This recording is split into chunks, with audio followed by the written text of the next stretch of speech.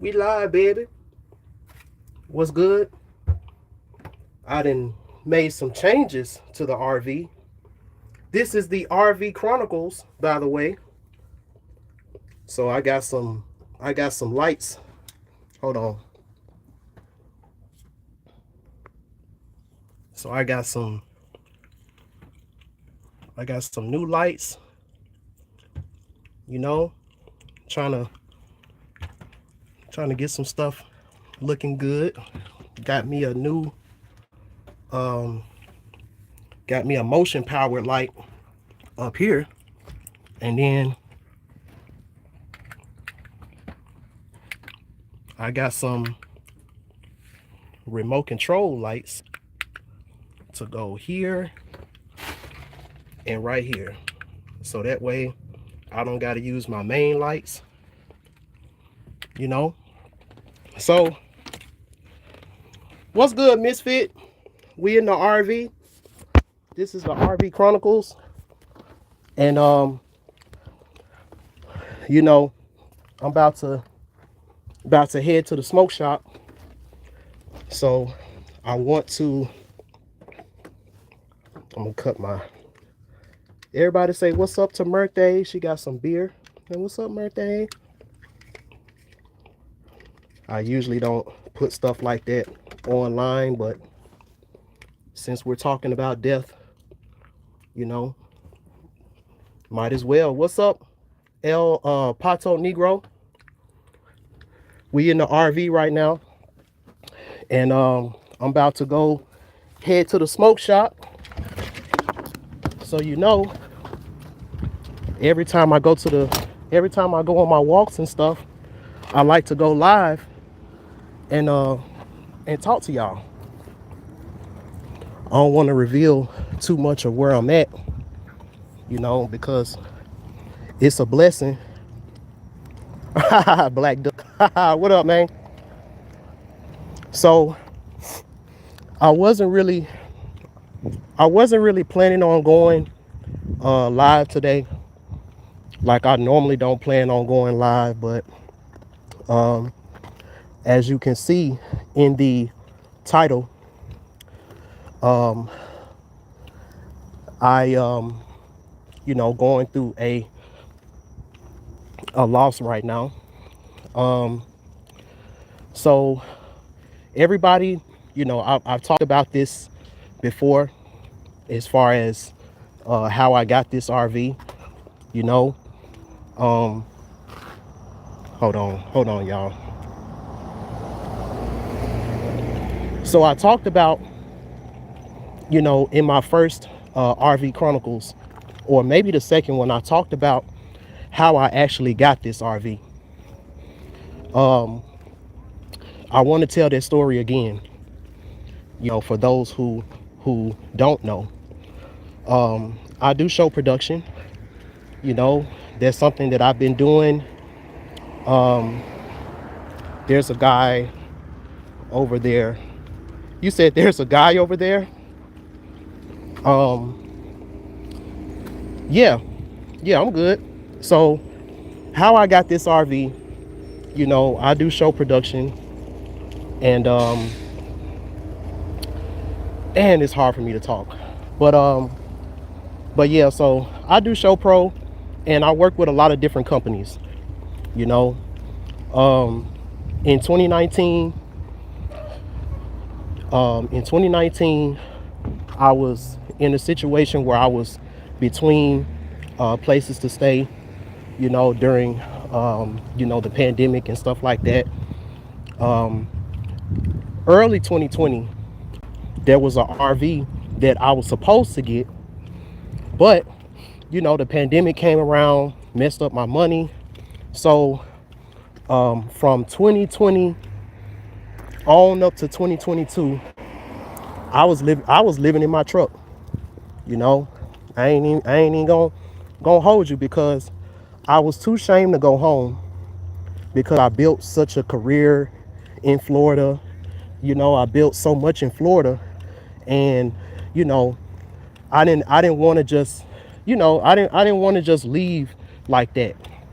So I stuck it out, You know, I was in my truck making videos, making live streams. You know, some of my best content came from me being in that truck. And none of the show production companies that I work for, none of my managers knew the way I was living. You know, I would just come to work, you know, do my job, and go home. Like, they didn't know that I was practically homeless, you know, because I never talked about it to nobody. You know, and then 2022 comes around.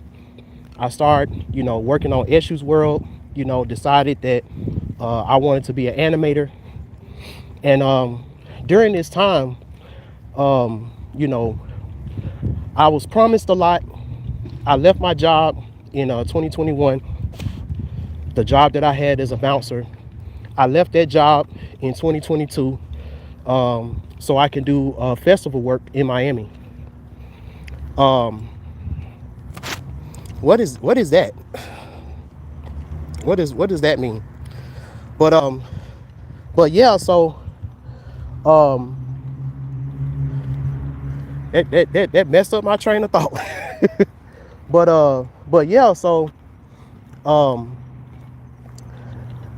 I get an offer to do some festival work in Miami.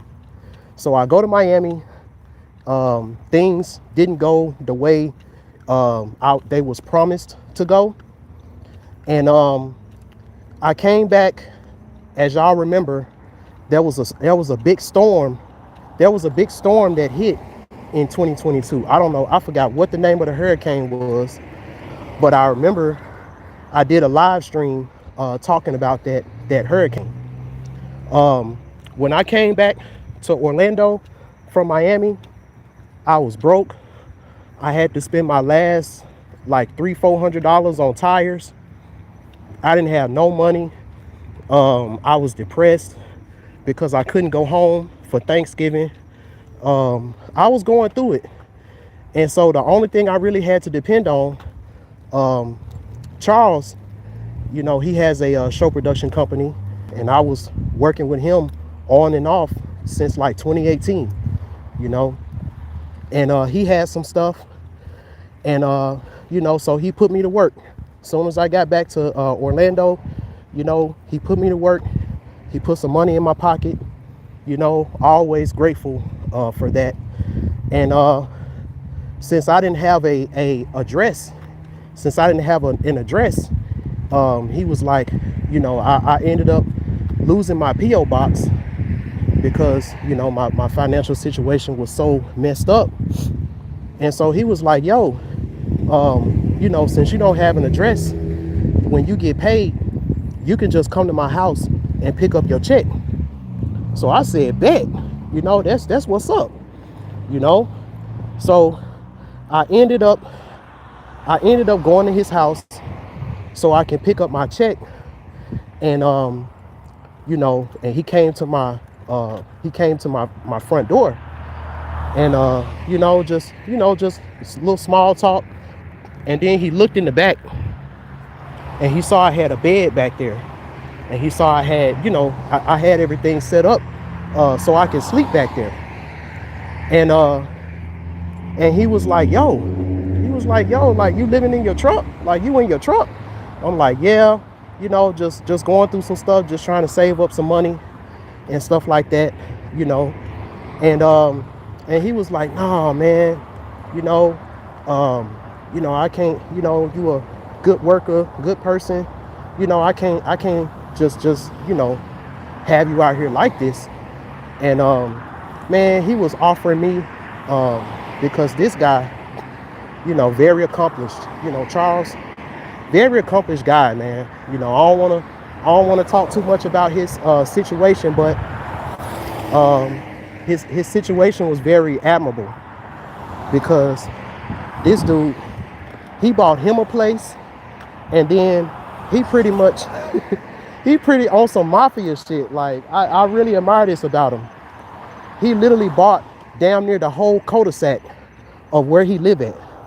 So he got a house, His son got a house. His parents got a house. Like, everybody lives in that cul-de-sac. And I'm like, yo, that's amazing. You know, that's amazing. So, you know, I told him I was an animator. So I started working with his son, with his brand that he had going on. And that's how me and Charles, that's how our relationship started. You know, we just ended up getting super cool. Like, you know, when I say this guy treated me like family, and people say that, but no, like, I say dude literally treated me like family. Like, I'm not the type of person that if I can make it, I don't care if it's just me, a vehicle, or whatever. If I can make it on my own, I'm gonna try to make it on my own as much as I can before I ask for help. So, you know, you know, that's how our relationship, you know, kind of started. You know, he introduced me to his family, you know, brought me over for Thanksgiving and stuff like that. And that was in 2022. So ever since then, you know, we was super cool. You know, that was really it. I would say the last gig that I had with him was the day that Angie Stone passed. So 2023 comes around. I don't know how I'm gonna get back to Florida at this point. You know, my journey is pretty much over.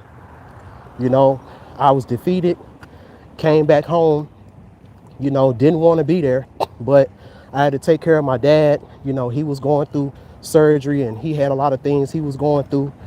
So, you know, I went through a lot during that year.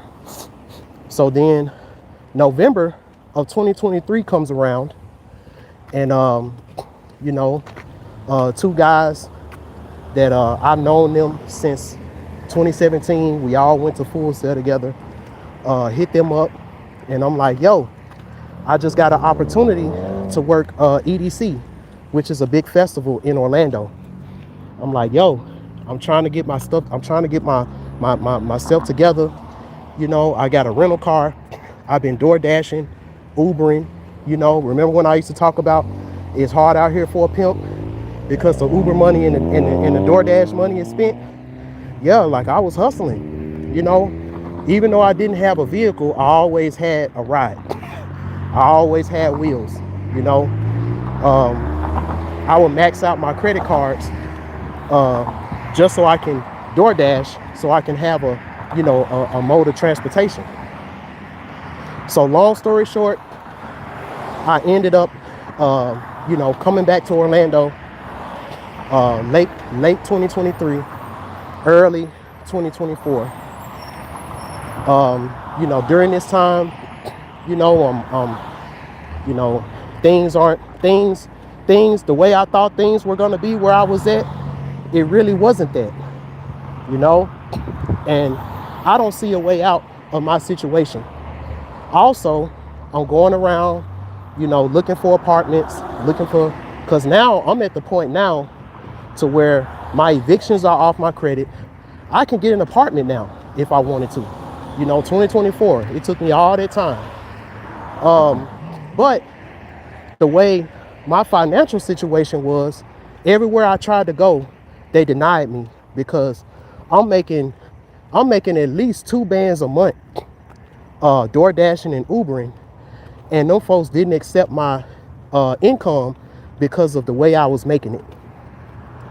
You know, I tried to get vehicles, I tried to get apartments, all of that, and nobody wanted to help me out.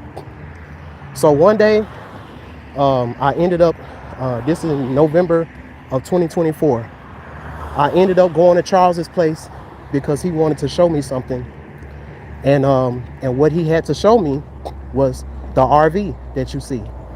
And at this point, the RV was at his parents' place, and he was, you know, telling me the rundown of how much the RV meant to him. You know, how he tried to You know, he tried to set it on fire, but nothing worked. You know, how he tried to do everything because of what he was going through with the RV. But no matter what he tried to do, he couldn't get rid of it. And then he thought about my situation, and he was like, man, I really been thinking about this, and if there's anybody that I want to give this RV to, you know, to help out with a situation, it'll be you. You know, and my jaw dropped. I'm like, what? You know, mind you, around the time Kobe passed, I had a dream that I was going to get an RV, and I had a dream that it was going to be because of show production, and it was going to be because somebody passed, you know. And I had this dream around the time Kobe died. So I already knew that I was going to get an RV. I just didn't know when I was going to get it. So it was like a dream come true, you know, the way everything worked out. Even now, you know. So as y'all know, 2025, August of 2025 came around, got kicked out of where I was at, and now I'm forced to be in this RV that's not even ready yet for me to drive. I could barely drive that RV because it had issues with the fuel system and with the freaking engine manifold. So I'm having all of these issues, you know, with this RV. You know, I want to give a special thank you to Max the Muse, Empress, Esoteric Esther, and her boyfriend Brandon, because they came all the way from Ocala, which is like a 80-minute drive. They came all the way from Ocala, Florida, which is like 80-minute, like 80 mile drive. Ocala is like 80 miles from Orlando. So they came all the way from Orlando to Ocala, and they paid, I'm not gonna say what they paid, but they paid to get my RV towed to Charles's place. And while it was at Charles's place, that's when I was able to, you know, he allowed me to stay over there, you know, for free. He didn't charge me no money. He didn't, all that type of stuff, you know. Not only he allowed me to stay over there for free and plug in and all of that, but you know, with it being over there, you know, he was able to see something that he haven't been able to see in a long time, and that's seeing the RV work, like seeing it work. You know, it took a lot of money, but we was able to get the engine manifold fixed. And I just remember the conversations that me and Charles had. You know, everybody got their faults. You know, everybody got different things that they're going through, but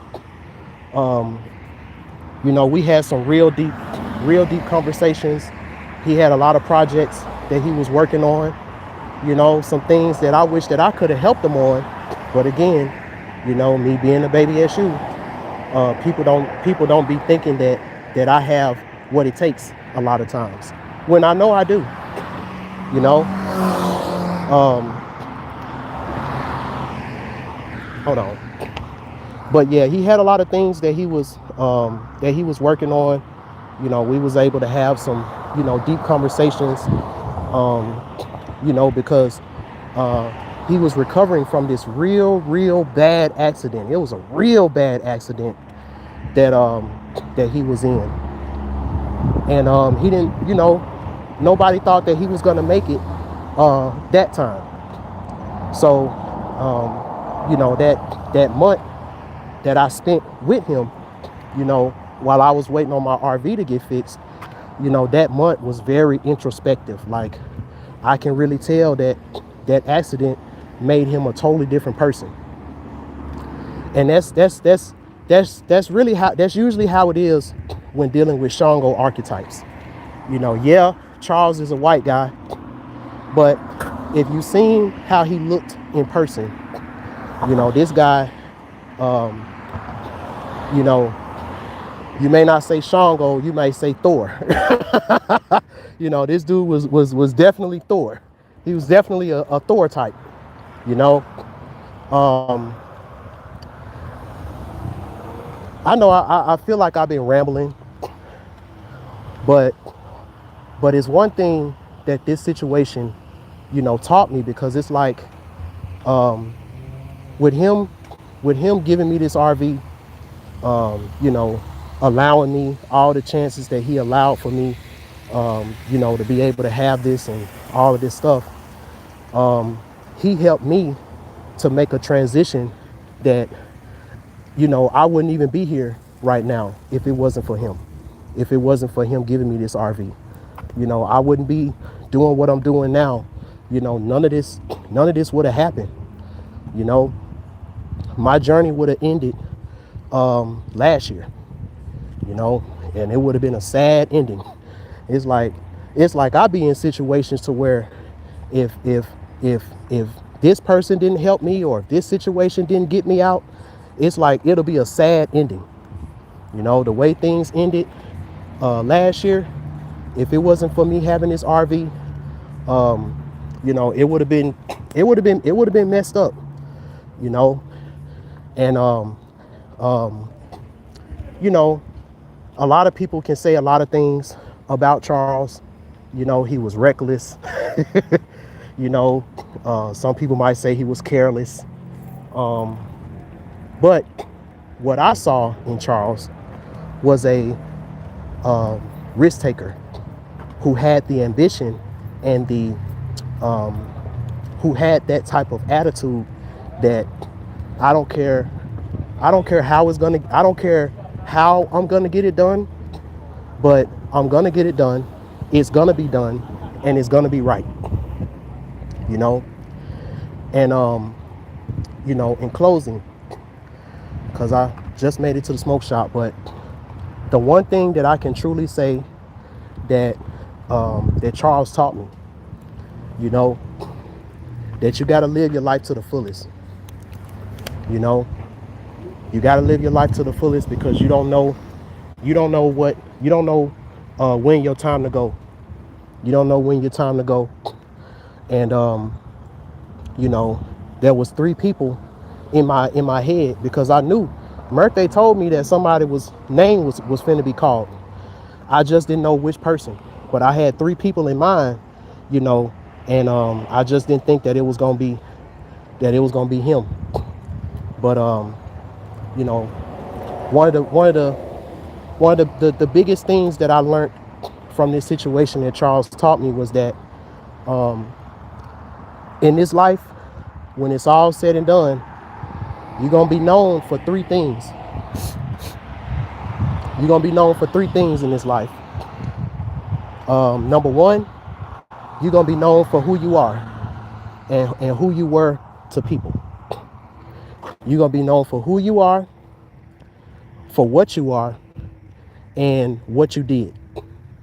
You know, there was a lot of different situations, a lot of different times, a lot of different events that you know, people would tell Charles, you way over your head. You don't need to do this. You need to quit while you ahead. You way over your head. You know, this is too expensive. This is going to be a loss. You're operating at a loss right now. But at the end of the day, when I think about all the great memories that the different events that I worked with Charles, if he was a pussy and listened to what everybody said, you know, I wouldn't have these memories, because he wouldn't have never done them. You know, so the other part of that is, if you don't never take risks, and let me turn the camera around. If you never take risks, you'll never learn who you are. If you never take risks, you'll never learn who you are. you know. And if you don't know who you are, you'll never find out what you are. And if you don't know what you are, you're not going to be able to accomplish and leave your mark on the world the way God intended for you to, you know. So that's my biggest thing, you know, that I learned from this. You know, I want to send my deepest condolences, my deepest resting in heaven to Charles March III, you know, sending his name up to the ancestors. You know, he was a warrior, you know, good guy. You know, he did everything that he wanted to do. You know, he knew his time was up, you know, but I just pray that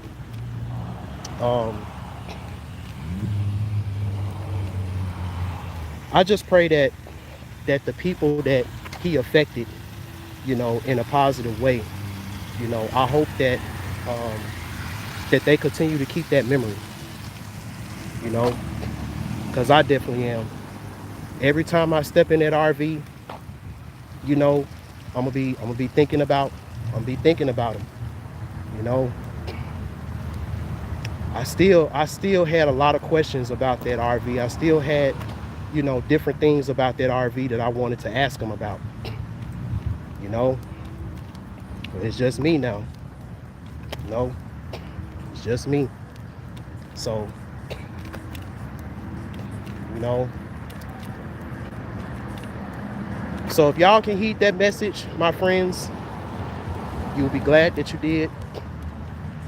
This has been another episode of the RV Chronicles. It's your boy, BandClap TV. And until next time, peace.